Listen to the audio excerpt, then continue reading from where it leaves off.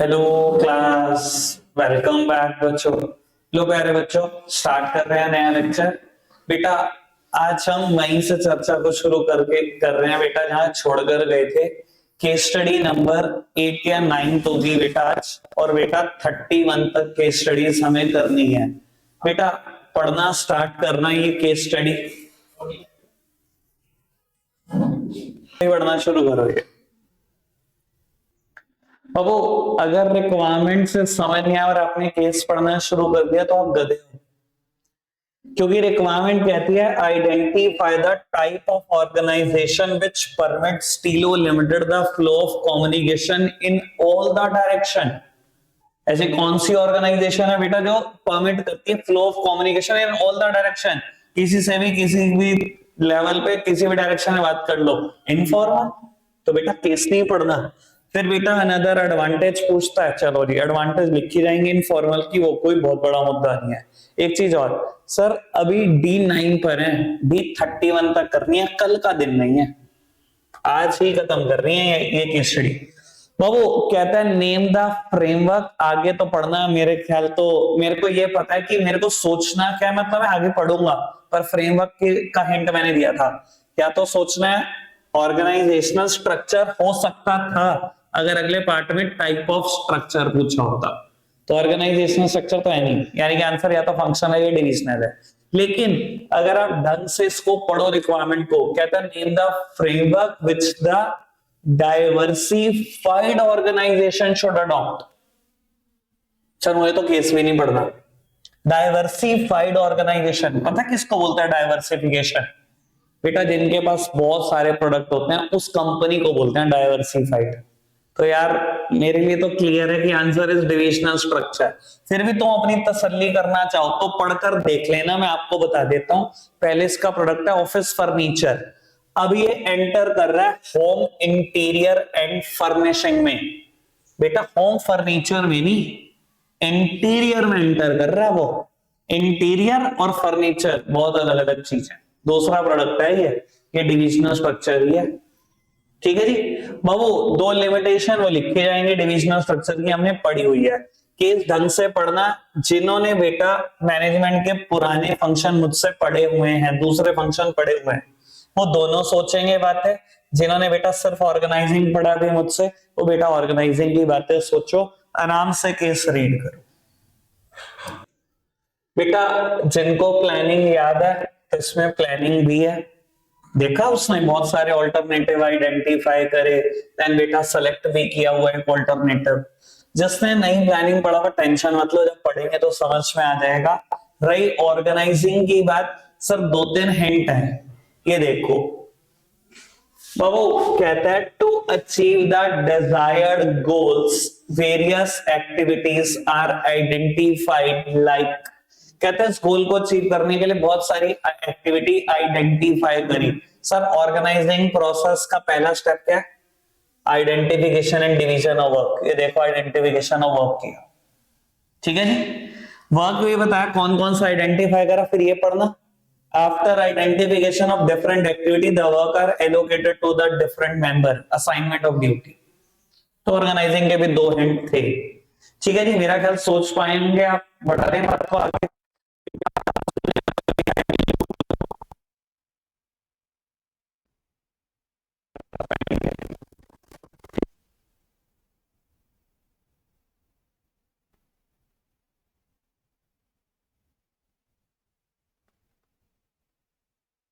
Heights और 3 है sir case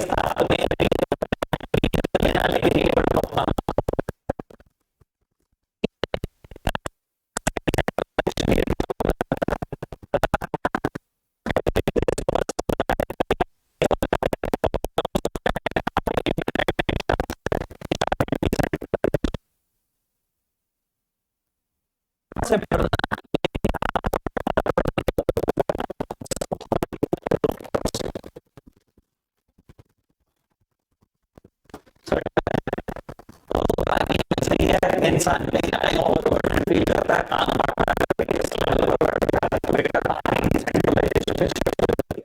चलो जी बढ़ाते हैं बेटा बात को। अब एक एक मिनट के 4 क्वेश्चन है, एक मिनट का।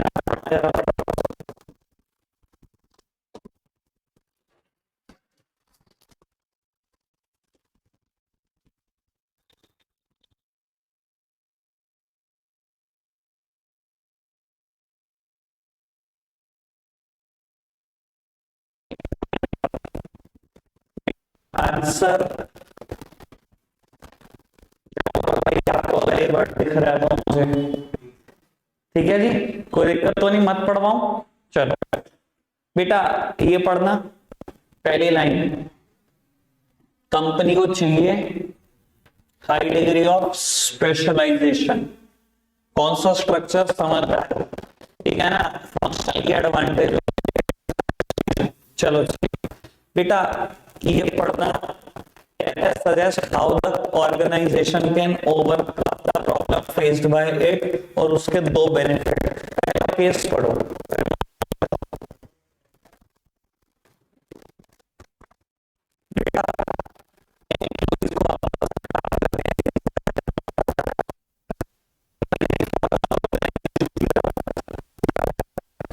कह रहा है कि कैसे ऑर्गेनाइजेशन इस प्रॉब्लम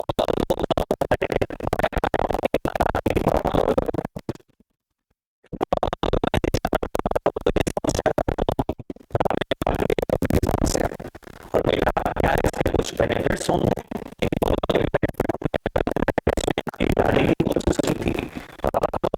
याद करें, ठीक है। फायदा फंक्शन ऑफ मैनेजमेंट और उसके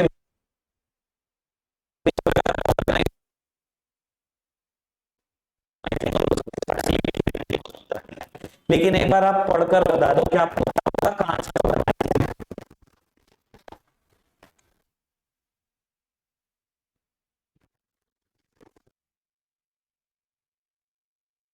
हिंट आया होगा। She various activities and divides the whole work into various tasks. Identification and division of work, सबसे बड़ा हिंट तो यहीं से था। चलो जी बाबू, which function of management is described, ठीक है जी। अब ये देखो, ये काम की बात, identify the framework, name the type of framework। Babu framework का नाम और बेटा फ्रेमवर्क का टाइप, यानी कि इसका आंसर क्लियर हो जाता है, ये ऑर्गेनाइजेशनल स्ट्रक्चर है, ठीक है जी। मुझे ढूंढना है फंक्शनल है या डिविजनल है, सी पार्ट में, और बेटा ए पार्ट में चर्चा करनी है फंक्शन कौन सा है, ठीक है जी। पढ़ना जरा, फंक्शनल है डिविजनल, आप बताओगे। फंक्शन तो चलो मुझे पता ही है, ऑर्गेनाइजिंग ही होगा। तो डिविजनल, फंक्शनल क्यों? क्योंकि बेटा उसने कहा भी हुआ है क्लियर कट कि 4 डिपार्टमेंट बनाए on the basis of function. इससे क्लियर हिंट क्या होता है भाई, ठीक है, डन। चलो जी बढ़ाते हैं बेटा बात को आगे।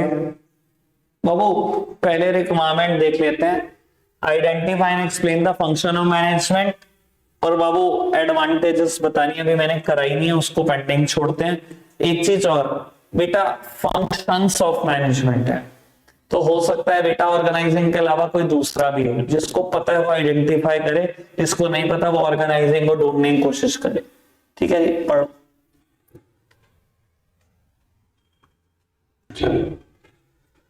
तो प्लानिंग और ऑर्गेनाइजिंग दोनों थे, ठीक है ना। ऑर्गेनाइजिंग का हिंट दे देता हूं, प्लानिंग का तो बहुत सारे हैं, डिफरेंट अवेलेबल ऑल्टरनेटिव है, बेस्ट ऑल्टरनेटिव सेलेक्ट करा।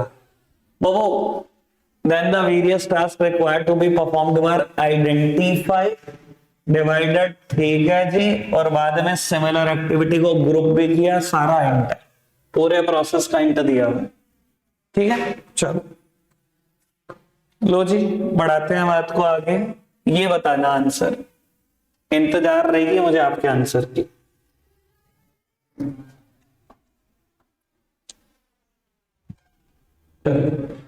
अब क्या करना चाहिए, स्ट्रक्चर चेंज कर दे। अरे ऑफिस फर्नीचर से होम फर्नीचर पर आए, raw material remains the same, machinery remains the same, labour remains the same, बेटा बदलने क्यों है स्ट्रक्चर? तो बेटा डिविजनल पे शिफ्ट मत हो जाना, बताया था ना बैच में आपको ये हिंट। चलो जी बेटा बढ़ाते हैं बात को आगे। नेक्स्ट वन ये बताना स्ट्रक्चर चेंज करेंगे नहीं,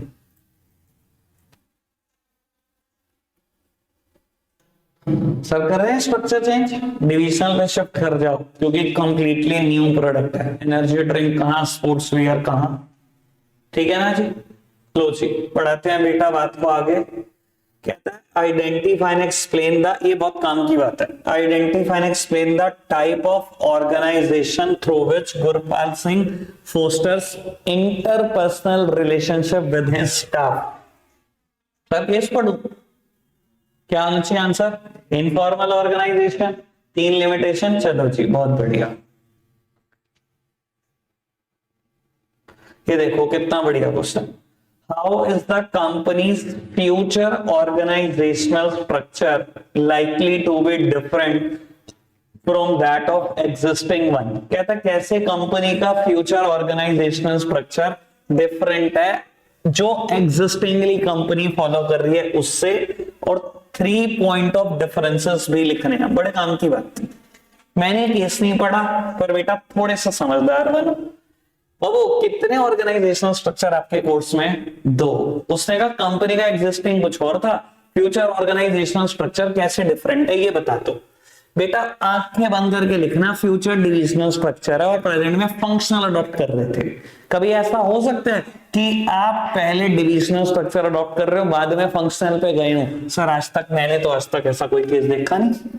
कंपनी एक प्रोडक्ट बनाती थी, अब बढ़ेगी कम थोड़ी होगी, ठीक है ना। तो बेटा बिल्कुल क्लियर है मुझे, कंपनी का एग्जिस्टिंग स्ट्रक्चर क्या होगा, फंक्शनल। अब आप बढ़कर कहां पहुंच गए, डिविजनल। 3 डिफरेंसेस लिखने एनसीईआरटी से पढ़ने को दिए थे, डन डन डन। मैं तो मान के चल रहा हूं पढ़ दिए होंगे आपने, ठीक है। लो जी कहता है identify the type of organisation that Raghunath is desirous of promoting in the company. उसकी 3 एडवांटेजेस। बेटा मुझे बताओ कौन से ऑर्गेनाइजेशन की बात चल रही है,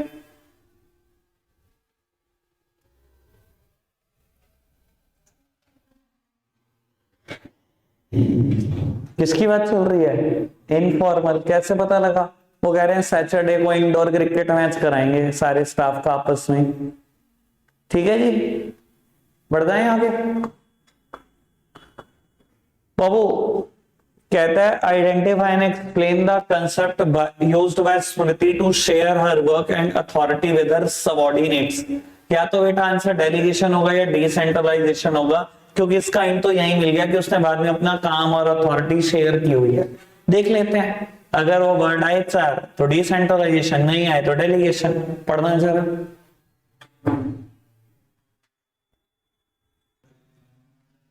उत्तर आंसर क्या निकला, डेलीगेशन और डिसेंट्रलाइजेशन, डेलीगेशन।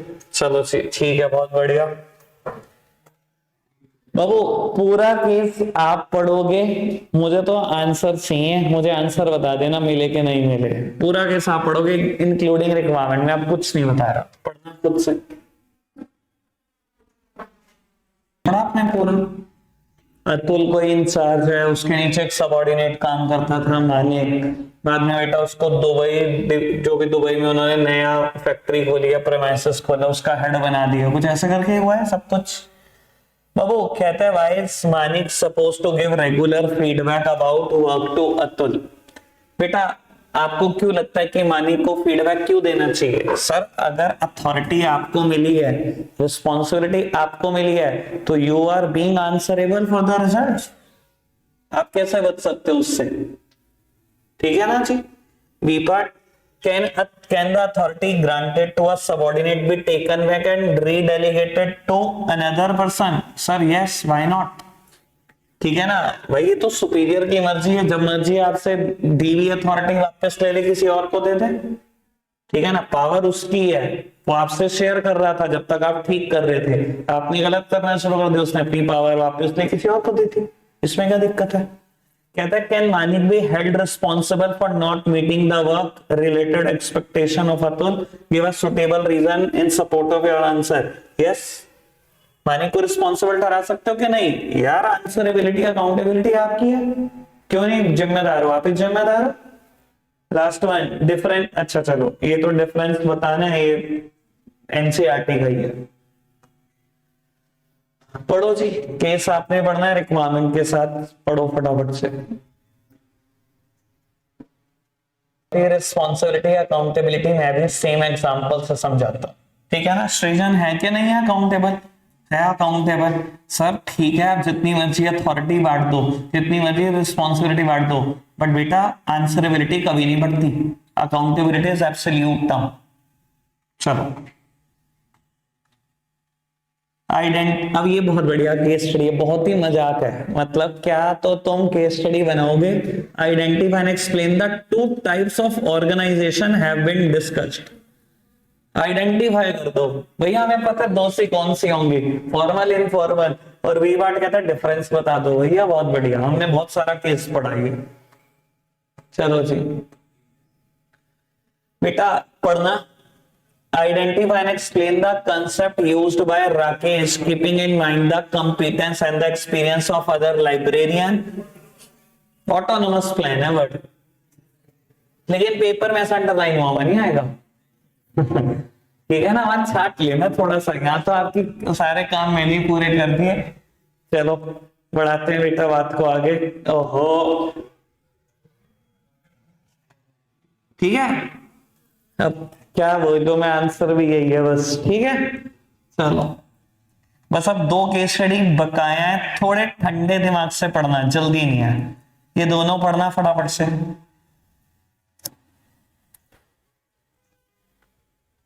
आंसर मिला? नहीं पढ़ा केस? अच्छा जी पढ़ो, केस पढ़ो।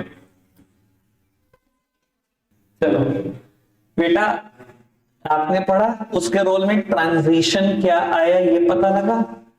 सर किसी टाइम पर सारा काम कबीर अकेला नहीं संभाल पा रहा था, तो उसने जस राज को देखा कि वो यार एक कॉम्पिटेंट एम्प्लॉय है, तो थोड़ा बहुत काम उसको बांट दिया। यहाँ तो सिर्फ डेलीगेशन हुआ, ठीक है जी, लेकिन बाद में कभी उसको इंडिपेंडेंट चार्ज भी मिला। तो बेटा यहाँ क्या हुआ, डिसेंट्रलाइजेशन हुआ। ट्रांजिशन हुआ क्या नहीं हुआ रोल में। B part is a general question, इसका केस स्टडी से कोई लेना देना नहीं है, पढ़ना वैसे फिर भी क्या लिखा है, what are the factors that Karan must keep while giving the independent charge of new outlet to Jasraj।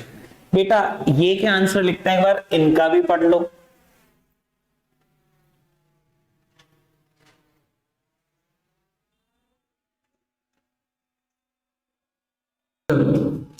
बहु इन्होंने तो ये लिखा, आपको समझाने की भी कोशिश करी। अगर आप इंडिपेंडेंट चार्ज दे भी रहे हो ना, तो एक बार ये देख लेना कौन से रोल वो खुद परफॉर्म करेगा, और थोड़े बहुत ये भी देख लेना कौन से आप करने वाले हो। अगर बेटा आप क्लियर नहीं करोगे ना, तो आपका रोल खत्म हो जाएगा एज अ ओनर, वो तो फिर मालिक ही बन जाएगा। ठीक है जी चलो लास्ट वन कहता है, in the context of above case how do Karan and Arjun differ in their policy related to extent of delegation of authority, explain. बेटा कैसे करण और अर्जुन डिफरेंट है अपनी पॉलिसीज को लेकर। ठीक है जी बेटा पढ़ दो। वैसे मैं आपको बता देता हूं, क्योंकि बच्चे ना इस चीज को पढ़ते हैं आखिरी में डेलीगेशन ऑफ अथॉरिटी, तो उन्हें लगता है अच्छा एक का आंसर डेलीगेशन होगा, एक का डिसेंट्रलाइजेशन होगा। सर पहली बात तो हमेशा नहीं होगा। दूसरी बात, जब बेटा पॉलिसीज का मुद्दा आता है ना, तो मेरे दिमाग में क्लियर है पक्का आंसर सेंट्रलाइजेशन और डिसेंट्रलाइजेशन होगा, क्योंकि सेंट्रलाइजेशन और डिसेंट्रलाइजेशन पॉलिसीज हैं। Delegation of authority is not a policy, it is a compulsory task. वो कोई पॉलिसी नहीं है किसी ऑर्गेनाइजेशन की, हर ऑर्गेनाइजेशन को करना पड़ता है। सेंट्रलाइजेशन डिसेंट्रलाइजेशन पॉलिसी होती है। एक बार पढ़कर देखो, थोड़ा क्लैरिटी और मिलेगी। पढ़ा सेंट्रलाइजेशन डिसेंट्रलाइजेशन मिला। मैं तो भगवान का बहुत शुक्रगुजार हूं कि मुझे ऐसा भगवान बुद्धि में डालता है कि डेलीगेशन डिसेंट्रलाइजेशन शुरू करने से पहले बच्चों को ये पता सेंट्रलाइजेशन डिसेंट्रलाइजेशन क्या होता है। ठीक है ना, मैंने तो शुरू ऐसे ही करा था ना, पहले ही बताया था ना सेंट्रलाइजेशन क्या चीज होती है। पता नहीं भगवान क्यों डालता है मेरी बुद्धि में ऐसी बातें। ठीक है ना, ये आपके भले के लिए और मेरे भले के लिए, दोनों के भले के लिए ही है। ठीक है जी बाबू, केस स्टडी यहां से ओवर है। पास्ट ईयर क्वेश्चन कल स्टार्ट करेंगे, आज के लिए रखेंगे इतना ही। Bye bye.